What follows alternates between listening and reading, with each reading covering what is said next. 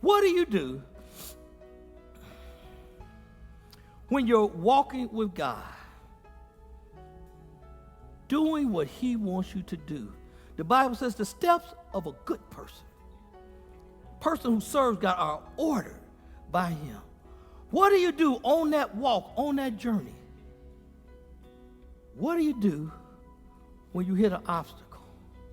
What do you do when you hit an unavoidable obstacle? Well, what do you mean? There's doubt. There's depression. There's problems in your marriage and your family. There's unemployment. There's health issues. There's financial problems. What do you do? The first thing you want to do is try to go around it.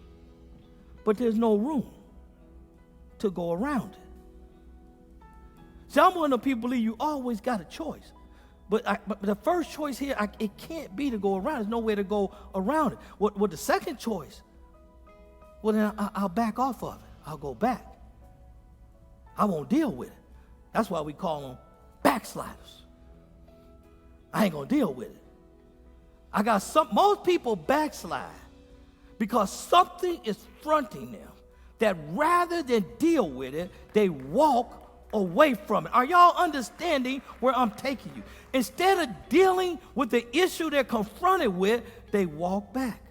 But then they find the only one meeting them there is the devil, sin, and Satan and self. And then because they're no longer walking with God, God has stepped back. They're walking in darkness and not the light. And so they get fed up with going back, and they turn back around. Some foolishly think that as they turn back around, that maybe the obstacle will be gone. That's how some people think. They think that way about their health. They got a pain, something's bothering them. But they ignore it in the hopes it's going to go away. And then they go to the doctor and find out, they hear these terrible words. If you had just come a few weeks earlier, we could have saved you. Now you come to me asking for a miracle. I know God is able, Pastor. God was able to tell you to go to the doctor. You ignored it. But the thing you learn when you come back, the things you ran from, they still there. The doubt, the depression, the relationship, the unemployment, the health issues, finances, the problems with the marriage, the problem with the adult kids.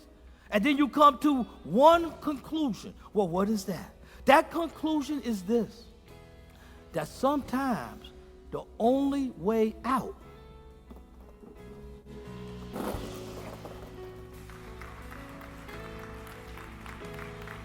is through. Did y'all catch that? Sometimes the only way out is to go through it. The three Hebrew boys knew that the only way that they could not be forced to worship the false gods of the Babylonians was for them to go through the fire. They made a decision. They could have backed up and worshiped the other gods, but then they wouldn't have been true to their self. They wouldn't have been true to their religious upbringing. They made a decision to go through. Well, when they went through, they found out something else, that God is an ever-present help in the time of problems. They found out that God is with you, never to leave you nor forsake you. Some of you have been saved 10 and 15 and 20 years. You ought to be out of kindergarten by now. There are going to be times that God's going to put some things before you. It can be health. It can be finance. It can be your marriage. It can be a loved one that he's telling you, just go through it. When you trust in me, I will open up the door. I will make the way out of no way.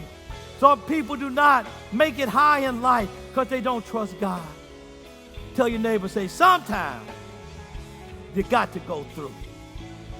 Tell your neighbor, sometimes the only way out is through. Give them some praise up in here.